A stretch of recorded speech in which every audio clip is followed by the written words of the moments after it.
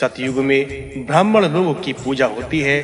त्रेता युग में यज्ञ दिक आदि होते हैं। द्वापर युग में भी श्री विष्णु जी की पूजा मान्य है और मैं चारों युगों में पूजित होता हूँ। काल की ब्रह्मा जी, विष्णु जी और यज्ञ ये कलाएं हैं, ये तीन कलाएं हैं, लेकिन चतुर्मुखी महेश्वर सभी युगों में निवास करते हैं। मैं ही आप लोगों को पैदा करने वाला हूँ और मैं ही मनुष्य हूँ। मैं ही काल हूँ और मैं ही काल का प्रवक्त हूँ। मैं ही युगों का करने वाला हूँ, परम श्रेष्ठ हूँ। अतः इसी कारण कलयुग आने पर संसार के कल्याण के लिए तथा देवताओं को अभयदान देने के लिए मैं दोनों लोकों में मंगल कारक और पूजनीय बनूंगा। हे देवताओं, आप कलयुग की चिंता ना करें। श्री भगवान शंकर के इस तरह कहने पर देवता तथा ऋषियों ने भी भगवान शंकर जी को सिर झुकाकर प्रणाम किया और बोले। देवता और ऋषियों ने कहा, हे भगवान, आप हमें यह बताइए कि अत्यंत तेजस्वी दिघर शरीर, अधिक बलवान, सब जीवों के लिए अधिक भयंकर काल चतुर्मुखी कैसे पैदा हुए। महादेव जी बोले, हे देव और ऋषियों, ये काल चार मुख वाले, चार दांत वाले और चार मूर्ति वाले हैं। संसार की रक्षा के लिए सबको नष्ट कर देते हैं। काल जीवों को पैदा करते हैं और फिर क्रम से उनका संहार भी कर देते हैं। सब इस काल के वश में है, सबके ऊपर शासन करते हैं। 21 युग काल का एक कदम होता है और ये ही युगों के क्रम से मनवंतर कहलाते हैं। एक एक पैर रखकर जब काल 21 कदम रखते हैं तब मनवंतर खत्म होता है।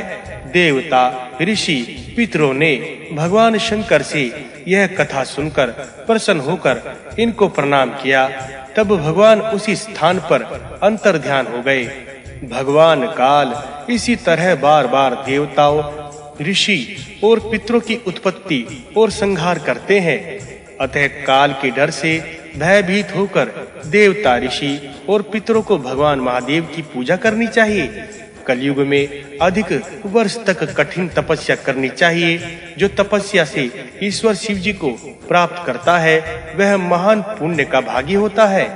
देवता भी तपस्या करने की इच्छा से पृथ्वी पर जन्म लेने के लिए आते हैं। जब कलयुग आता है तभी वे भी ऐसा ही करते हैं। सतयुग, त्रेता युग, द्वापर युग और कलयुग के क्षय होने पर सप्तऋषियों के साथ फिर आने वाले त्रेता युग में वे ही होने वाले क्षत्रिय के वंश के कारण है। सतयुग, त्रेता युग, द्वापर युग के क्षीण हो जाने पर द्वापर युग के अंत में क्षत्रिय मनुष्य ऋषियों के साथ रहते हैं। कलयुग में ब्राह्मणों के लिए क्षत्रियों का विनाश होता है। जो पात के मनुष्य होते हैं वे कलयुग में जन्म धारण करते हैं। अब हम उन स्वर्ग सिधारे राजाओं की कथा को सुनाएंगे।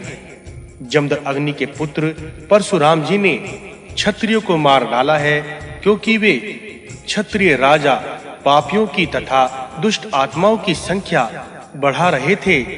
इक्ष्वाकु वंश का मूल ऐंड वंश है।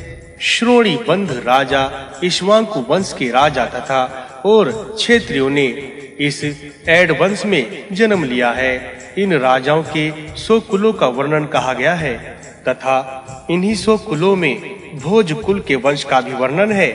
भोज कुल में प्राय 300 क्षत्रिय थे, जो 4 भागों में बांटा है। उनमें जो राजा बीत चुके हैं, अब उनकी कथा का वर्णन करेंगे।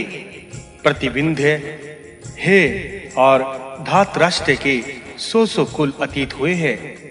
जन्मजे के 80 कुल, ब्रह्मदत्त वीर्य पोल के 100 कुल तथा काशी कुश के भी 100 कुल और शीश बिंदुओं के 1000 कुल अतीत हैं। और इन्हीं राजाओं ने बहुत दक्षिणा देकर अश्वमेध यज्ञ किया है। सतयुग में 4000 वर्षों का परिक्रिया पाद कहा जाता है। इस कारण 400 संध्याएं और उतने ही संध्यांश होते हैं।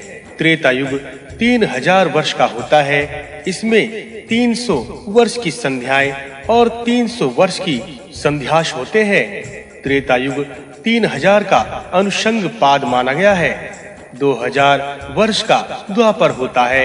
यह द्वापर युग उपोद्घात पाद माना गया है। इसमें 2000 वर्ष की संध्याएं तथा 2000 वर्ष का संध्यास होता है और कलयुग 1000 वर्ष का होता है और ये संहार पाद नाम का कहा गया है। ये 100,000 वर्ष होता है तथा इसमें 100 वर्ष की संध्याएं है तथा 100 वर्ष का संध्यास है। संध्या और संध्यास के कारण चारों युग 12,000 वर्षों के होते हैं। अतः इस प्रकार युग पादों का परिमाण 10,000 वर्षों का होता है और संध्या और संध्यास 2,000 वर्षों के होते हैं। जिस प्रकार वेद 4 पादों के माने गए हैं, उसी प्रकार युग भी 4 पादों के होते हैं। जिस प्रकार विधाता अपने आप चतुष्पाद बनाया है, उसी प्रकार ब्रह्म जी ने भी अपने आप ही चतुष्पाद बनाया है। वायु पुराण का 32वां अध्याय संपूर्ण। वायु पुराण का 33वां अध्याय स्वयंभुवस वर्णन। सूत जी बोले, सभी मनवंतरों में नाम और रूप की तरह समान भाव से कुछ घमंडी देवता होते हैं। उस मनवंतर में बहुत से देवता, ऋषि, मनु आदि सभी समान रूप घमंडी होते हैं। अब हम स्वयंभू मनु के वंश का वर्णन करेंगे। स्वयंभू मनु के भी 10 पोते थे, जिन्होंने स्वयंभू मनवंतर के शुरू में त्रेता युग के पहले 7 द्वीपों और समुद्र के साथ पूरी पृथ्वी का प्रतिवश कर लिया था। स्वयंभू मनु के पुत्रों ने और प्रियव्रत के पुत्रों ने योग और तपस्या के द्वारा प्रजा की सृष्टि के अनुसार पृथ्वी पर राज्य किया। वीर प्रजापति प्रियव्रत के एक सुंदर कन्या पैदा हुई, जिसका कर्दम ऋषि के साथ विवाह कर दिया। उनके और भी 2 कन्याएं तथा 100 पुत्र पैदा हुए। इन दोनों की तरह शूरवीर 10 भाई थे। इनके ये नाम थे अग्निध्र, वपुष्मान, मेधातिथि, विभु, ज्योतिषमान, धुतिमान, हव्य, सवन, सव्य इत्यादि। राजा प्रियव्रत ने इन 7 राजाओं को 7 द्वीपों का राज्य दे दिया। जम्बूद्वीप का राजा अग्निध्र बना और मेधातिथि को पलक्ष का राजा बनाया। ज्योतिषमान को कुशद्वीप का राजा बनाया। धुतिमान को कोच द्वीप का राजा बनाया। हव्य को शाक द्वीप का राजा बनाया। सवन को पुष्कर द्वीप का राजा बनाया। पुष्कर द्वीप को सवन के महावीत और धाती के नाम के 2 पुत्र पैदा हुए। उस महावीत के नाम पर महावीत नाम का वर्ष हुआ और धाती के नाम पर धातिक खंड पड़ा है। हव्य वाहन के 7 पुत्र पैदा हुए। ये बाद में शाक द्वीप में शासन करते थे। इनका नाम जलद कुमार, सुकुमार, मणि, चक्र, वसुमोद, सुमोद और महाद्रुम थे। इनके नामों से 7 वर्ष प्रचलित हुए, यथा जलद वर्ष, कोमार वर्ष आदि। कोच द्वीप के स्वामी धुतिमान हुए। उनके भी कुशल, मनुग, उष्ण, पीबर, अंधकारक मुनि और दुंदुभि नामक 7 पुत्र हुए। उनके नाम पर ही क्रोच द्वीप के 7 देशों का नाम पड़ा है। ये 7 बड़े प्रसिद्ध देश हैं। कुश द्वीप के स्वामी ज्योतिषमान के भी उद्भिद, वेणुमान, खेरथ, लवण, धृति, प्रभाकर और कपिल नामक 7 बलवान पुत्र हुए। उनके नाम पर भी वर्षों के नाम पड़े। इन खंडों में प्रजा वर्ण धर्म आश्रम के अनुसार रहती है। शालमली द्वीप के स्वामी वपुष्मान हुए। उनके श्वेत, हरित, जीभूत, रोहित, वेदत, मानस और सुभ्रत नामक 7 पुत्र हुए थे। इनके नाम पर भी श्वेत देश, रोहित देश प्रसिद्ध हुए। ये 7 पुत्र इन 7 देशों के रक्षक बने। अब हम जम्बू द्वीप के पास वाले अन्य 7 द्वीपों का वर्णन करेंगे। मेधातिथि के 7 पुत्र हुए, जो पलक्ष द्वीप के स्वामी थे। इनमें शांत मन सबसे बड़े थे। इन 7 भाइयों के नाम पर ही वहां 7 वर्ष हुए। शांतमय के अन्य छोटे भाइयों के नाम इस प्रकार थे: शिशिर, सुखोदय, अनक, ध्रुव, क्षेमक और शिवी। इन्होंने 7 वर्षों का विभाजन करके उन्हें अपने-अपने नामों से चलाया। ये सब स्वयंभू मनवंतर में वर्तमान थे। पलक्ष द्वीप से लेकर शाक द्वीप तक 5 द्वीप में वर्ण आश्रम विभाग के अनुसार धर्म चल रहा था। इन सभी द्वीपों में सभी सुखी, पूर्ण आयु वाले, रूप बल संपन्न और धर्मपरायण लोग रहते थे। अब 7 द्वीपों से घिरे हुए जम्बूद्वीप की कथा का वर्णन करूंगा, सो आप लोग सुने। प्रियव्रत ने अपने महाबली बड़े पुत्र अग्निध्र को उनके पुत्र और कन्या के साथ जम्बूद्वीप का अधिपति बनाया। अग्निध्र के पुत्र भी प्रजापति के समान महाबलशाली थे। उनमें बड़ा नाभि और सबसे छोटा किमपुरुष था। तीसरे का नाम हरिवर्ष, चौथे का नाम इलाव्रत, 5वें का नाम रम्य, छोटे का नाम हिरण्यमान, 7वें का नाम कुरु, 8वें का नाम भद्राशव, 9वें का नाम केतुमाल था। इनके देशों के नाम इस प्रकार हैं। इनमें से इनके पिता अग्निध्र को हिम नामक दक्षिण देश का अधिपति नियुक्त किया गया। किमपुरुष को हेमकूट, हरिवर्ष को नेषध, इलाव्रत को सुमेरु और मध्य देश रम्य को नील देश, हिरण्यमान को उत्तर का श्वेत देश, कुरु को उत्तर दिशा में श्रृंगमान, भद्राशव को माल्यवान और केतुमाल को गंधमादन देश दिया है। इस प्रकार इसके ये ही 9 बड़े-बड़े विभाग हुए हैं। धर्मात्मा राजा अग्निध्र अपने पुत्रों को इन देशों का स्वामी बनाकर तपस्या करने लगे। इस प्रकार ये स्वयंभू के नाती और प्रियव्रत के पुत्रों ने 7 द्वीपों में राज्य स्थापित किया। अब हम हिम क्षेत्र के राज्यों के वंश का वर्णन करेंगे। राजा नाभि के मेरु देवी में ऋषभ नामक एक पुत्र पैदा हुआ, जो वह अधिक बलवान, वीर प्रतापी राजा, सब क्षेत्रियों में श्रेष्ठ था। फिर राजा ऋषभ ने भरत नाम का एक पुत्र पैदा किया, जो अपने सब भाइयों से बड़ा था। राजा ऋषभ ने अपने पुत्र को हिमदेश का राजा बनाकर संन्यास ले लिया और इसी कारण उस भरत के दक्षिण हिमदेश का नाम भारतवर्ष पड़ा। भरत को सुमति नाम के पुत्र पैदा हुआ। वह उत्तम धार्मिक ब्राह्मण थे। फिर राजा भरत ने अपने लड़के सुमति को राज्य का राजा बनाकर आपने संन्यास ले लिया। सुमति के एक तेजस नाम का पुत्र था। राजा इंद्रधुमन के मर जाने पर स्वयं भगवान ने उनके वंश में प्रतिहार नाम से अवतार लिया और फिर राजा प्रतिहार को प्रतिहर्ता नाम का पुत्र पैदा हुआ। फिर प्रतिहर्ता के पुत्र उन्नेता हुए और उन्नेता के पुत्र उद्गित हुए। राजा उद्गित के पुत्र प्रस्तावित हुए।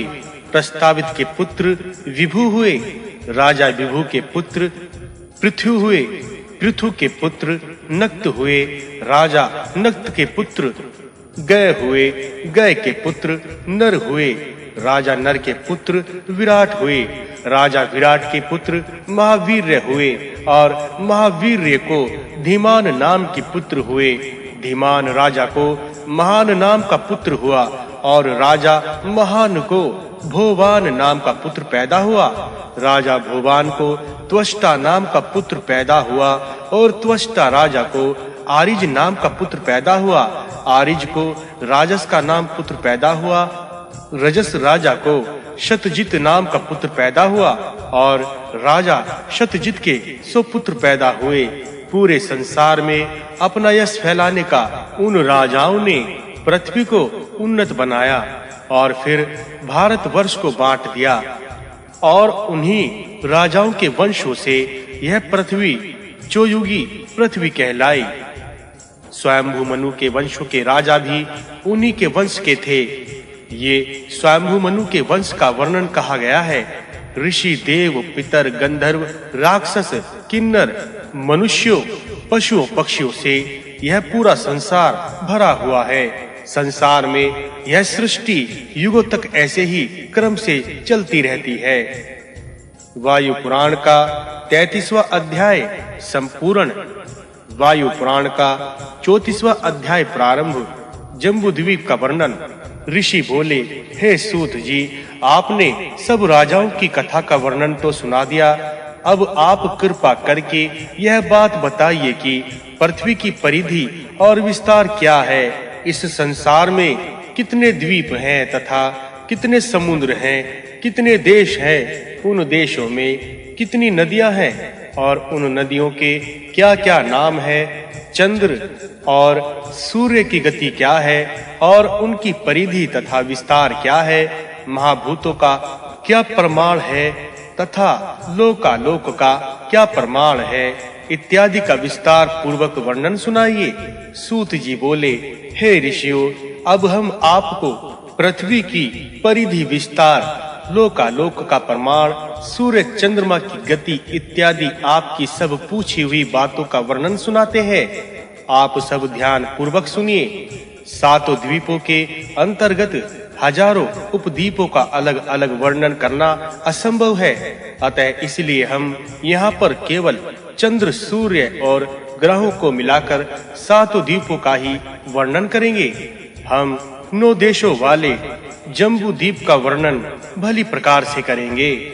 इस द्वीप का परिमाण 1100 योजन का है। इस द्वीप में बहुत से देश हैं जिनमें तरह-तरह की धातुएं पैदा होती हैं। उसमें अनेक पर्वत और नदियां हैं। यह भूत भावन देवों द्वारा व्याप्त जम्बू द्वीप 9 देशों में बटा हुआ है। इस जम्बू द्वीप के चारों तरफ लवण सागर स्थित है। जम्बू द्वीप के चारों ओर बहुत बड़े पर्वतों के ये नाम है।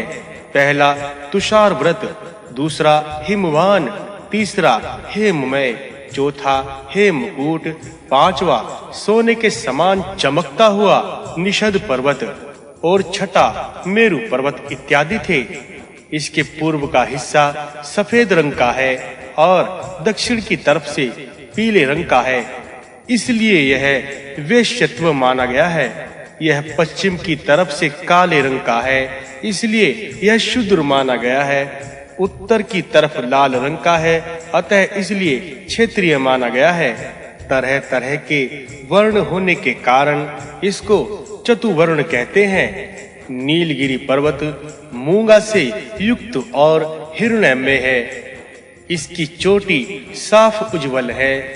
यह विशाल पर्वत अत्यंत सुंदर और सुवर्ण की तरह चमकीला है। यहाँ पर सिद्ध गंधर्व निवास करते हैं। सब पर्वतों में यह पर्वत श्रेष्ठ है। इसका विस्तार 9000 योजन का माना जाता है। इन सब पर्वतों के बीच में इलाव्रत नाम का देश स्थित है। जम्बूद्वीप के परिणाम से मेरु पर्वत का परिणाम बहुत बड़ा माना जाता है।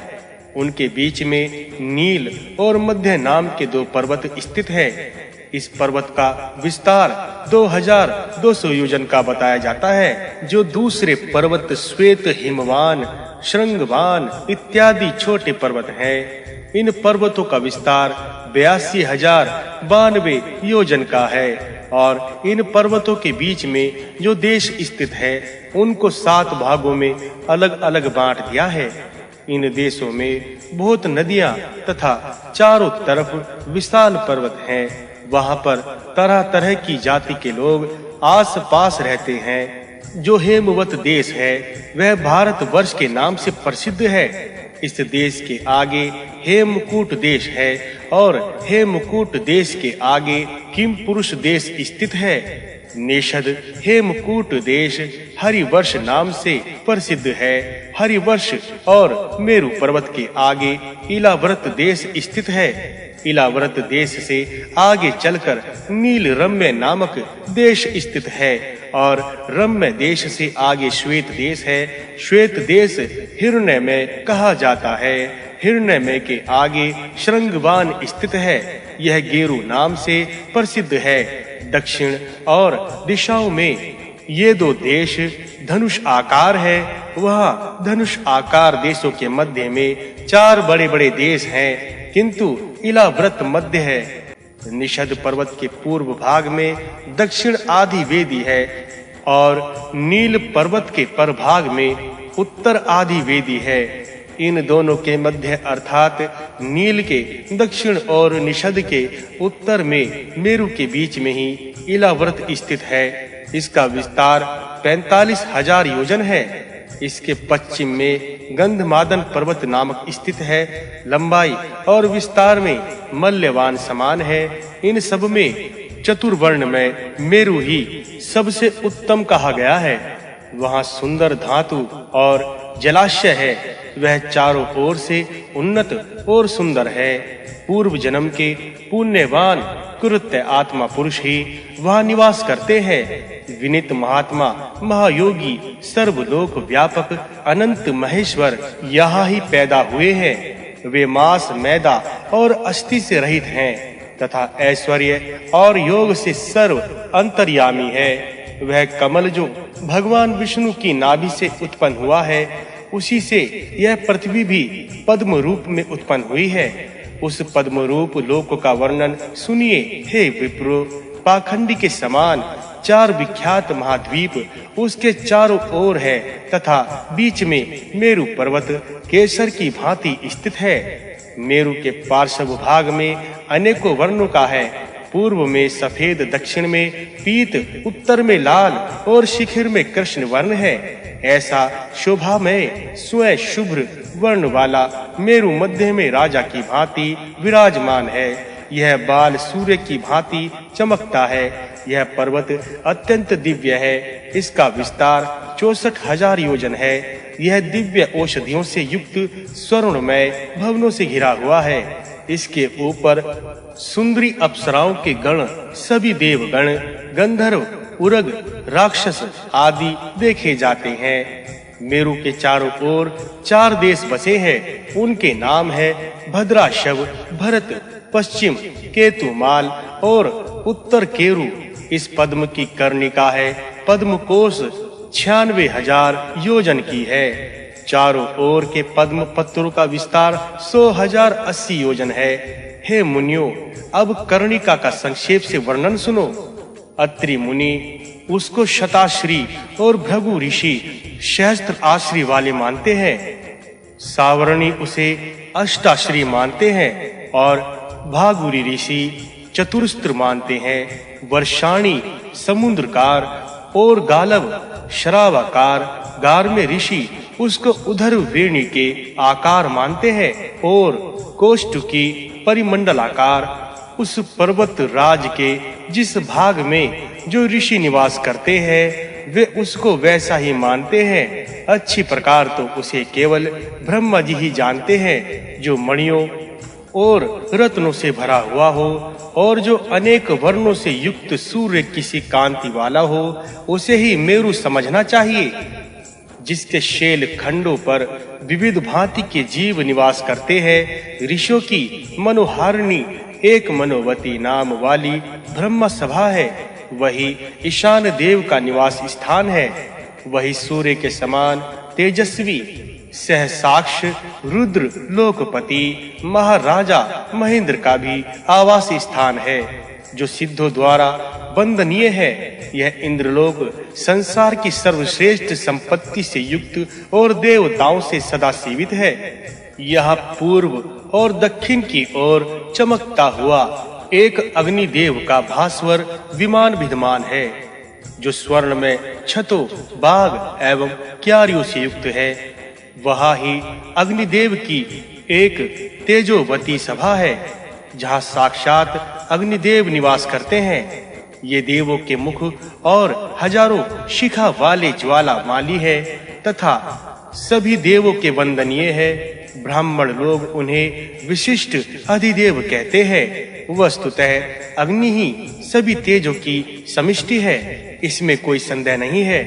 इसी भांति मेरु के तीसरे किनारे पर विवस्त्व की भी एक सभा है, जो सुसंयमा नाम से प्रसिद्ध है। यहाँ पर चौथी सभा कृशांग नाम की है, जो रक्षोपति धीमान विरूपाक्ष की है।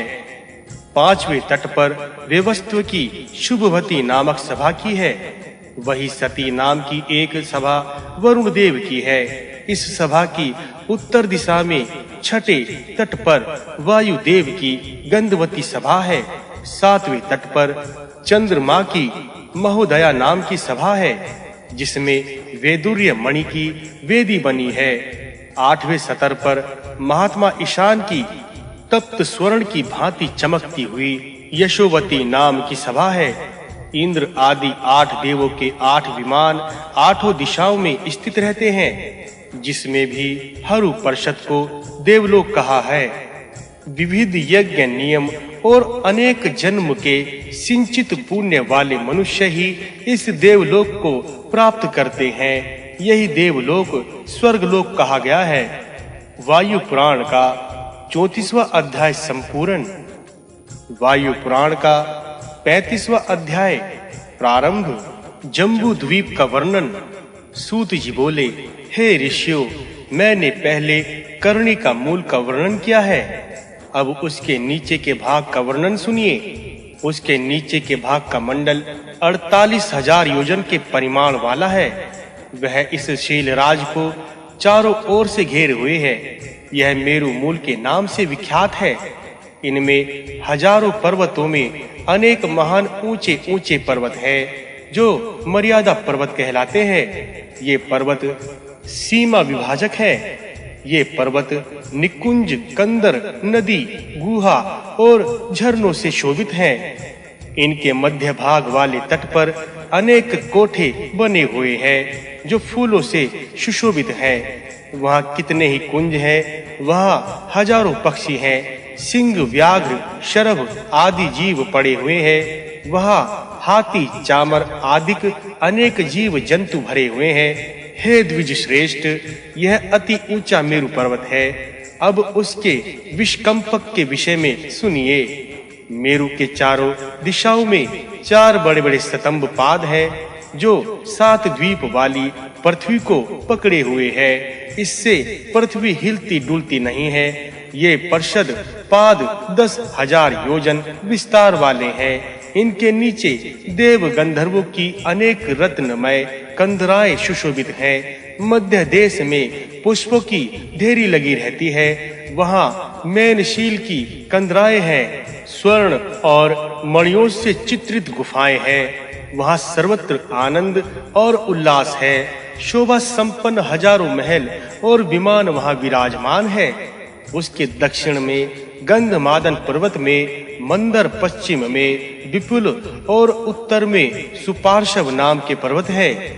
उनके हजारों श्रृंगों पर दीपक और पताका के समान 4 महान वृक्ष हैं। उनकी शाखा में हजारों योजनों की ऊंचाई तक फैली हुई है, जिनमें फल फूल सर्वदा लगे रहते हैं। उनके वृक्षों की जड़ें बहुत मजबूत थी। उस मंदर वृक्ष के शिखर पर एक केतुगढ़ नामक महावृक्ष विद्यमान है। उसकी शाखाओं से कंदरा में लघु पादप और शिखिर आवृत हैं। उनमें घड़ों के समान बड़े-बड़े फल लटके हुए हैं। रमणीक केसर से युक्त सभी ऋतुओं वाले पुष्प महक रहे हैं। मंद मंद मारुत के झोंकों से वे पुष्प अपनी सुगंध से हजारों योजन तक महका रहे हैं। हे ब्राह्मणों, यह जो उत्तम मेरु पर्वत है, अब हम उसके बारे में बताएंगे। इसके चारों तरफ बड़े-बड़े लट्ठे लगे हुए हैं, जिससे पृथ्वी चारों तरफ से घिरी हुई है। ये 10,000 योजन के हैं। इनके नीचे राक्षस, गंधर्व तथा देवताओं के रहने के सुंदर-सुंदर स्थान बने हुए हैं। हे ब्राह्मणों, वही वरकेतु देश को भद्राशव कहते हैं। जिस जगह मनुष्य हर्षिकेश भगवान की पूजा करते हैं, हे मनुष्यों, उसी जगह भगवान रुद्र ने कदम्ब पेड़ के नीचे स्वयं भगवान विष्णु ने अवतार लिया था। इसी कारण उस देश का नाम भद्राशव पड़ा था। दक्षिण सेल के शिखर पर एक जम्बू नाम का पेड़ है, जो देवताओं द्वारा हरा भरा फूलों से सुशोभित रहता है। इसकी जड़ें और शाखाएं बहुत बड़ी और विशाल है। वह हर समय फूलों से शोभायमान रहता है। उस पहाड़ के शिखर से अमृत के समान मीठे-मीठे फल हर समय मिलते रहते हैं। उस पर्वत से जिसके कारण एक गंड देश से जम्बू नाम की एक नदी निकली है, वह जिसमें शहद के समान मीठा रस बहता रहता है, उस नदी में सब पापों को नाश करने वाला आग के समान चमकता हुआ सोना पैदा होता है। वह सोना देवताओं के भूषण का काम करता है। उस मीठे जम्बू नदी के रस को देवता, गंधर्व, राक्षस इत्यादि पीते हैं। दक्षिण द्वीप में केतु रूप जम्बू वृक्ष जम्बू लोक में प्रसिद्ध है। इसी कारण यह जम्बू द्वीप के नाम से प्रसिद्ध है। उस विशाल शेल के पश्चिम शिखर पर एक बहुत बड़ा पीपल का वृक्ष है। उसकी शाखाएं बहुत विस्तार में फैली हुई हैं। उसके चारों तरफ जीव जंतु रहते हैं। स्वर्ण तथा मणियों से विचित्र उसकी पृथ्वी है। उस वृक्ष पर हर समय सभी ऋतुओं के फल लगे रहते हैं। उस वृक्ष की सेवा देवता, गंधर्व भी किया करते हैं। केतुमाल देश की पताका के समान वह वृक्ष है। हे ब्राह्मणों, जब हम आपको यह बताएंगे कि उस देश का नाम केतुमाल देश कैसे पड़ा। क्षीर सागर के मंथन के समय जब राक्षस लोग हार गए, तब इंद्र ने अपने गले से माला उतारकर इसी पीपल के वृक्ष पर टांग दी थी और लड़ाई में दैत्यों के प्रहार से वह माला मुरझा गई। सब सिद्धियों को देने वाली वह माला अब भी उस स्थान पर टंगी हुई है। सिद्ध लोग उसकी पूजा करते रहते हैं। उस केतु रूप वृक्ष पर इंद्र के हाथ से टंगी माला अब भी वहां सुशोभित है और उससे सुगंधित निकलती रहती है। इसी कारण इसका नाम स्वर्ग तथा मृत्यु लोक में केतुमाल देश पड़ा है। उसी के पास उत्तर शिखर में बहुत बड़ा वट का वृक्ष है। तरह-तरह के गंधों से भरा रहता है तथा उस पर लाल-लाल मीठे-मीठे फल लगे रहते हैं। सनत कुमार इत्यादि महर्षियों के नाम पर ही उसका नाम कुरु पड़ा है। उन महर्षियों ने शाश्वत लोक को प्राप्त किया है। उन्हीं महर्षियों के नाम पर ही उस द्वीप का नाम दोनों लोकों में उत्तर कुरु के नाम से प्रसिद्ध हुआ है। वायु पुराण का 35वां अध्याय संपूर्ण। वायु पुराण का 36वां अध्याय प्रारंभ। भुवन विन्यास। सूत जी बोले, अब मैं उन चारों पर्वतों के रमणीक स्थानों को क्रम से कहूंगा। वहां यथा क्रम सभी काल में फल फूल लगे रहते हैं। सब जगह वहां पर सारिका, मयूर, चकोर, शुक और चित्र विचित्र भृंगु विचरते रहते हैं। जीव, जीविक, हेमक, मत, कोकिल, वल्गु, सुकंठ, कांचन, कलविंग आदि पक्षी गणों के मधुर निनाद से उनके प्रांतर पर भाग सदा गुंजायमान और रमणीक बने रहते हैं। मतवाले और अलसाए भ्रमरों, मधुकरों से तथा किन्नरों से भी कहीं-कहीं वन मुखरित रहता है। कोमल पल्लवों से सुशोभित सब वृक्ष वहां मंद मंद मारुत से कपाए जाने पर सदा पुष्प वृद्धि करते हैं। फूलों के गुच्छे, मंजरियां और लाल-लाल कोमल पत्ते मंद वायु के झोंकों से सदा हिलते हुए ऐसे जान पड़ते हैं मानो यहाँ हिंडोल पड़े हों। हे ब्राह्मणों, नाना धातुओं से विचित्र रमणीय शतरज शिलाएं तथा शल यहाँ पर बिखरे पड़े रहते हैं, जिनसे सारा वन प्रांत सुशोभित रहता है। यत्र तत्र सिद्ध देव, दानव, गंधर्व, यक्ष, राक्षस, पनग, सिद्ध और अप्सराएं झुंडों में वही घूमते रहते हैं। वहां देवताओं के 4 बड़े-बड़े और रमणीय वन हैं, जहां वे क्रीड़ा किया करते हैं। उनके नाम है चैत्र रथ, जो पूर्व दिशा में है, दक्षिण में नंद वन है, पश्चिम में वेभ्राज और उत्तर में सवित्र वन है। इन चारों वनों का भीतर का भाग बड़ा ही मनोहर है। वहां सदा ही पक्षी कलवर करते रहते हैं। इन वनों में बड़े-बड़े तीर्थ स्थान हैं। वहां बड़े-बड़े नाग और महात्मा रहते हैं। वहां के जलाशयों का जल मधुर, स्वच्छ और मंगलकारक है।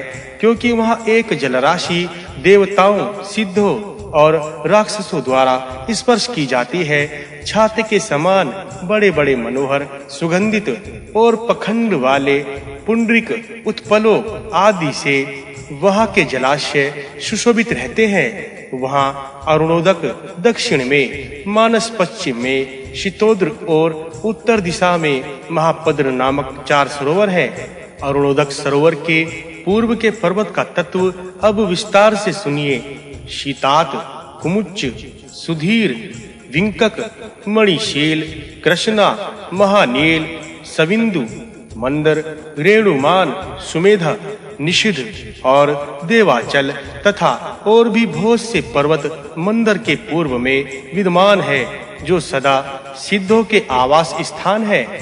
श्री शिखर, नामोत्तम, शिविर, कलिंग, पतंग, रूचक, सानुमान, ताम्राभ, विशाख, श्वेतोदर, समूल, विषधार, रत्नधार, एक श्रृंग, महामूल गज, शैल, पिशाचक, पंचशैल, कैलाश और श्रेष्ठ पर्वत हिमवान आदि ये सब मान सरोवर के दक्षिण में है। ये पर्वत श्रेष्ठ तथा देव स्वमान है। ये सब देवताओं के समान तेजस्वी तथा मेरु के दक्षिण में स्थित हैं। हे ब्राह्मणों, शीतोद्र सरोवर के दूसरे भाग में जो उत्तम पर्वत है, उनके विषय में अब आप सुनिए। स्वक्षा, शिखिशैल, काल, वैदुर्यगिरि, कपिल, पिगल, रुद्र, सुरस, कुमुद, मधुमान, अंजन, मुकुट, कृष्ण, पांडर, सहस्त्र शिखर, परिजात और शैलराज, श्रीशंग आदिक पर्वत पश्चिम दिशा में स्थित है। महाशैल, शंखकूट, वृषभ, हंस पर्वत, नाग, कपिल, सनुमान, इंद्रशैल, नील, कनक श्रृंग, शतश्रृंग पुष्प, मेघशैल, अच्छ, लोत्तम, विराज और जारूधि आदि पर्वत परम शोभायमान महापद्र सरोवर के उत्तर में है। इनके बीच में जो स्थाल अंतद्रोणी और सरोवर के हैं, अब उनको सुनिए। वायु पुराण का 36वां अध्याय संपूर्ण।